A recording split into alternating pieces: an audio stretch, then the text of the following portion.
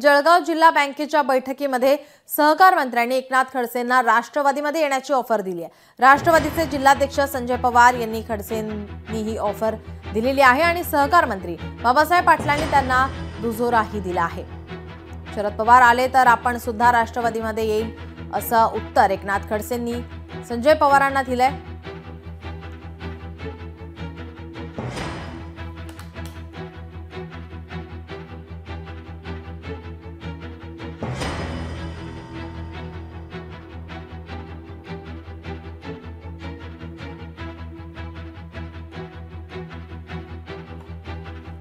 जळगाव जिल्हा बँकेच्या बैठकीमध्ये सहकार मंत्र्यांनी एकनाथ खडसेंना राष्ट्रवादीमध्ये येण्याची ऑफर दिलेली आहे।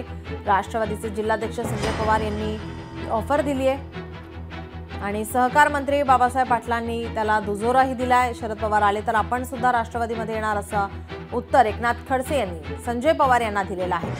त्यांच्या या वक्तव्यानंतर आता राजकीय वर्तुळामध्ये खळबळ माजली आहे।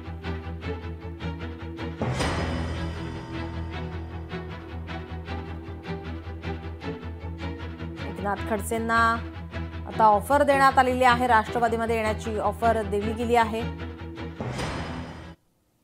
आमदारांनी कसं बोलावं, काय बोलावं, आता कोणीच सांगितलं होतं। विरोधी पक्षाचं काम सगळ्यात सोपं आहे आणि खरं आहे। दिला तर काय दिला, नाही दिला तर काय दिले, दोन्ही बाजून बोलतायत। आता तुम्ही दोघं म्हणून त्यांना परत आपल्या पक्षात घेऊन म्हणजे भाऊ असं नाही बोलू आपण, काय बोलायचंय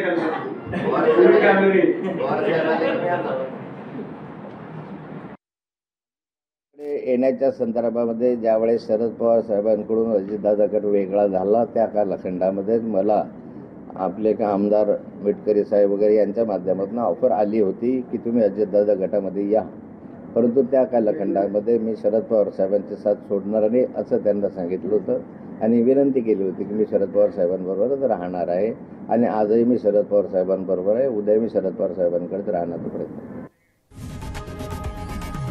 लोकशाही मराठी ऐका, पहा, जागरूक रहा।